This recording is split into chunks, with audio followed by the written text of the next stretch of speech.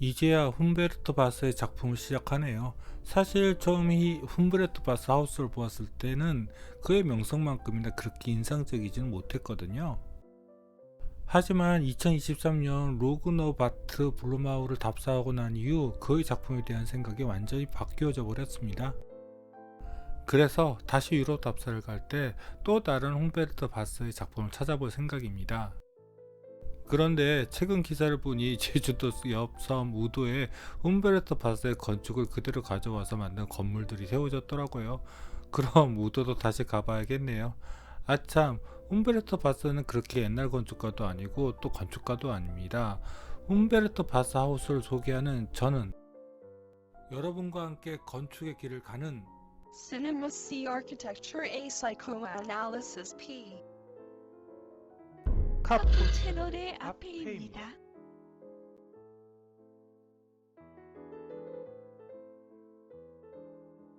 humberto 바스 하우스가 있는 비는 오스트리아 동쪽에 위치한 오스트리아 수도입니다.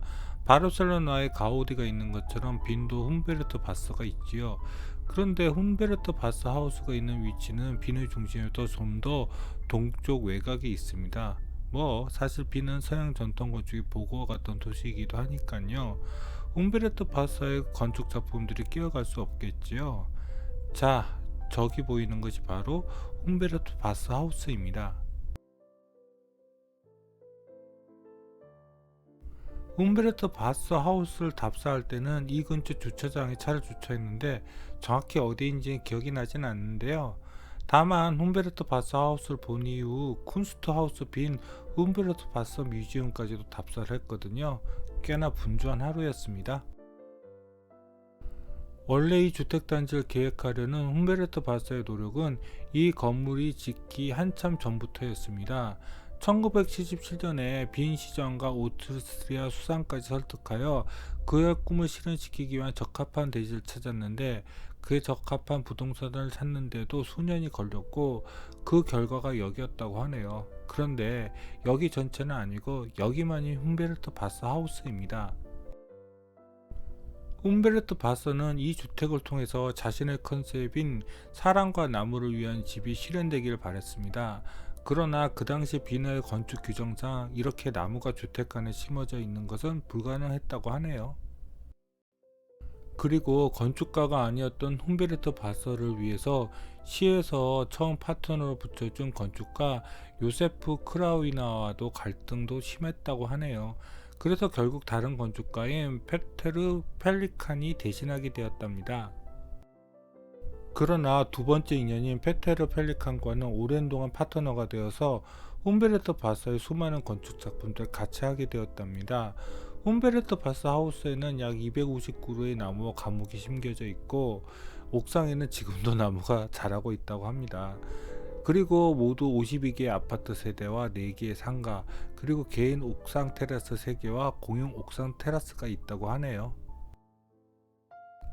그런 사실들을 들어보니 정말 내부를 들어가 보고 싶네요. 그런데 정작 여기서는 저기 안쪽 중정만 들어가 보고 내부는 꿈도 못 꾸었습니다. 그런데 여기도 숙소가 있는 것 같던데. 아까 전 위성 사진에서도 보신 바와 같이 humberto 바스 하우스는 하나의 독립체 주택 블록은 아닙니다. 이쪽에는 기존 건물인지 아니면 연결되어서 같이 지어진 것인지는 잘 모르겠는 건물의 파사드가 이렇게 이어져 있습니다. humberto 바스 하우스의 북서측에는 이렇게 데크가 설치되어 있습니다. 여기는 더 올라가서 사진을 찍고 싶었습니다. 그런데 제가 간 날은 가게 오픈을 안 해서 저 데크까지도 올라갈 수 없더군요. 저기 보이시죠? 저기까지 밖에는 올라갈 수가 없습니다. 이왕이면 데크를 다 올라가서 사진을 찍었으면 더 좋았을 텐데요. 그래도 계단을 올라오니 humberto 바스 하우스 앞쪽의 소광장 전체가 다 내려다 보여서 좋기는 하네요. 저 광장 굉장히 신기하긴 한데 바닥의 높낮이가 다 달라서 정신 놓고 걷다 보면 엎어지기 딱 좋습니다. 하지만 이 데크 아래 공간도 humberto 바스는 놓치지 않았네요. 어떻게 보면 좀 우울하게 느껴질 수도 있는 데크 아래 공간을 자신의 시그니처 디자인으로 잘 꾸며 놓았습니다. hum베르토 바스 하면 마치 저 조각작품 같은 기둥 디자인이지요. 그런데 뭐 특별한 구조적인 특성 같은 것은 없습니다. 그냥 장식이지요. 그래서 의외로 hum베르토 바서가 자신의 장식 디자인으로 리노베이션한 건물들이 많이 있습니다. hum베르토 바스 하우스에서 안쪽 중정으로 들어가는 입구입니다. 정확히 말하자면 북측 정면 지상층 부분은 대부분 필로티로 만들어졌다고 하는 표현이 더 맞겠군요. 여기가 바로 그 필로티 공간입니다. 그런데 여기 재료 사용이나 마감은 생각보다 깔끔하지 않은 편입니다. 저쪽에는 주택단지 내로 들어가는 문이 있네요. 그렇죠? 그래서 여행 프로그램 방송이나 사진을 여기를 봤을 때랑 실제랑 와서 보았을 때랑은 느낌이 많이 차이가 납니다. 반대쪽에도 이렇게 문이 있네요. 반대편 문보다는 좀 더 로맨틱해 보이기는 하네요. 그리고 저 중정, 원래 유럽의 주택단지 중정은 의외로 비워놓는 경우가 많은데 저렇게 나무를 심어 놓았더라고요.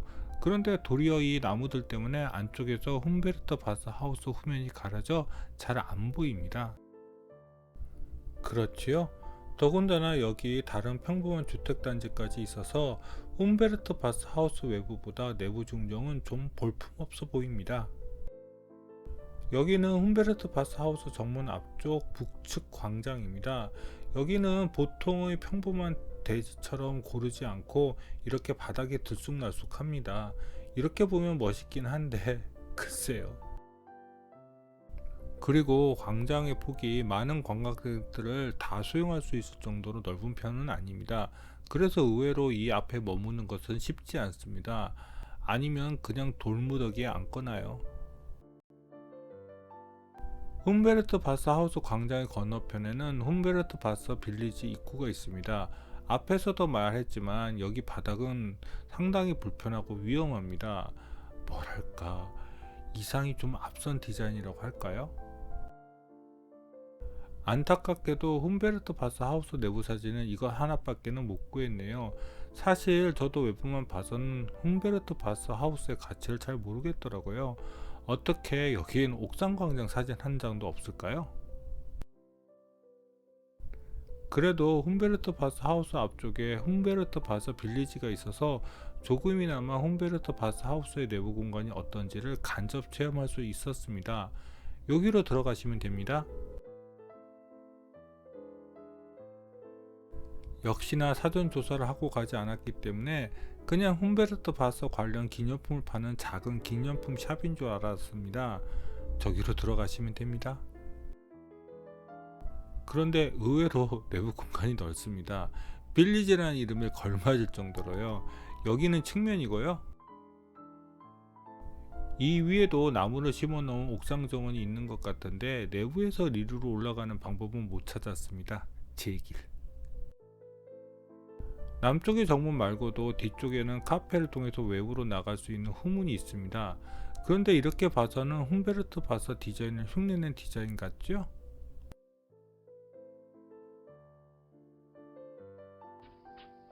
그도 그럴 것이 원래 이 건물은 자동차 타이어 공장이었다고 합니다. 즉 리모델링 되었다는 것이지요. 여기는 hum베르토 바스 하우스에 방문객들이 많아지면서 그들의 쉼터를 제공하기 위해 만들었다고 하네요. 자, 그럼 이제 내부로 들어가 볼까요? 여기가 바로 내부 입구에 들어와서 입구 쪽을 바라본 것입니다. 그런데 천창도 전에 건물에도 있었던 것일까요? 이 입구를 들어와서 이 길을 쭉 따라가면 중앙 라운지가 나옵니다. 여기가 바로 중앙 라운지입니다. 여기에 카페 오픈 키친이 이렇게 가운데 자리를 잡고 있습니다. 그런데 어떻게 보면 롯데월드 온 것 같은 기분이 들지요? 역시나 여기를 답사 갔던 날도 다음 일정 때문에 여기에 오래 머물지는 못했습니다. 그런데 여러분들은 꼭 여기 가시면 한번 여기 카페에서 차 한잔 하세요. 나쁘지 않을 것 같죠? 여기 기둥은 나무에서 모티브를 따왔다는 것을 금방 알 수가 있네요. 저쪽으로 나가시면 바로 후문이고 바깥쪽 테라스가 나옵니다. 원래는 타이어 공장이었다고 하는데 아까 전 원형 천창도 그렇고 여기에 또 박공 유리 천창도 있네요. 카페 중앙 테이블 옆에는 훔베르토 바서 관련 기념품을 파는 기념품 샵 입구가 이렇게 있고요. 그리고 안쪽에는 지하 화장실로 내려갈 수 있는 계단도 있고 1층 보이드 공간도 있고요. 여기가 타이어 공장이라고 하니 저런 천장 형태도 이해가 가네요. 저쪽에도 1층으로 올라갈 수 있는 계단이 하나 더 있네요.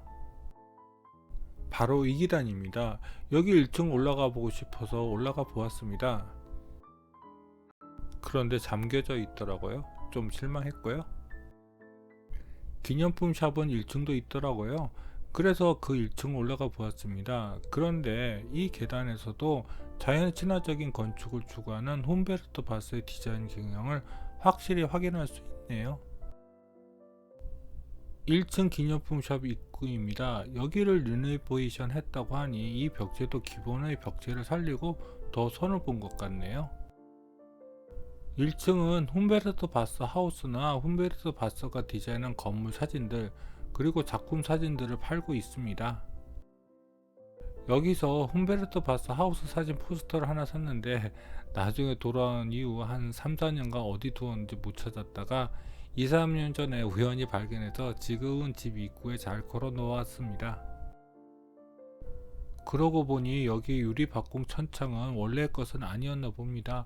바깥쪽의 반원형 철골 구조 천장이 원래 여기에 있었던 것 같습니다. 여기에 있는 나무들도 진짜 심어진 것이겠죠? 정말 특이한 예술가이네요.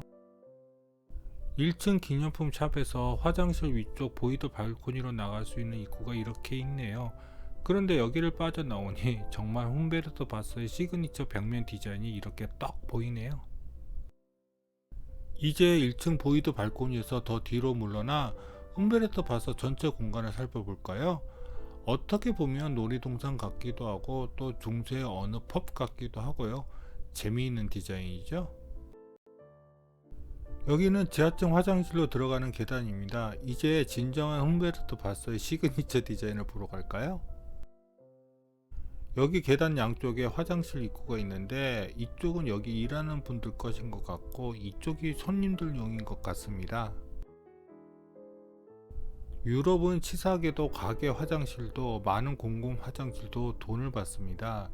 여기도 역시 그러네요. 그래서 92년도 배낭여행 때는 그나마 돈을 받지 않았던 맥도날드 화장실을 잘 이용했습니다. 지금은 스타벅스죠. 그래도 화장실에 돈을 받아서 좀 미안했는지 이렇게 작은 수공간도 만들었네요. 하지만 이건 좀 별로.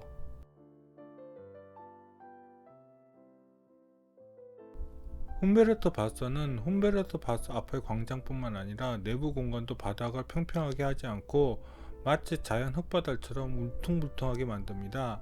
이런 특징들이 훔베르토 바서 빌리지에서는 이 주차장에서 두드러지게 나타납니다. 자, 이제 진정한 훔베르토 바서의 시그니처 디자인을 보러 갈까요? 이 화장실 아닙니다. 화장실 문을 열고 들어서는 순간 깜짝 놀랐습니다. 정말 멋진 화장실 아닙니까? 다만 저 세면대가 눈에 걸리고 휴지통이 눈을 버리게 만드네요. 여러분들이 유럽을 돌아다니다가 훔베르토 바서가 디자인한 것 같은 건물들을 마주칠 경우가 있으실 것입니다. 그때 화장실을 가보세요. 그때 이런 화장실을 보시면 그 건물은 100% 훔베르토 바서의 작품일 것입니다. 하지만 정작 이 화장실에 대한 다른 디자인적인 보완은 없어 보이네요. 너무 평범한 화장실 칸막이잖아요. 여기까지가 훔베르토 바서 하우스와 빌리지입니다. 그런데 엔딩 화장실 공간이 좀 그렇네요. 저는 훔베르토 바서의 작품들을 처음 알게 되었을 때 앙토니 가우디와 비슷한 시대의 건축가인 줄 알았습니다. 그런데 온전한 20세기 사람이더군요. 하지만 본인의 예술적인 정체성에 대해서는 확고했나봐요. 그의 의상들은 다 저런 패턴이네요. 훔베르토 바서의 작품입니다. 좋은 작품이라고 생각합니다. 그리고 독특하고요. 하지만 그의 건축 디자인만큼 그의 작품은 유명하지 않은 것 같던데요. 독창성이 없는 것은 아닌데 그렇다고 건축 디자인만큼 독특하지는 않다고 할까요? 그러고 보니 오스트라빈도 세 번째 답사이네요. 그런데 2023년도 빈 답사에서 가장 인상적인 작품은 W 대학 캠퍼스 건축들입니다. 조만간 소개해야겠지요. 그럼 구독과 좋아요 부탁드리며 이상 카푸 채널의 앞에였습니다.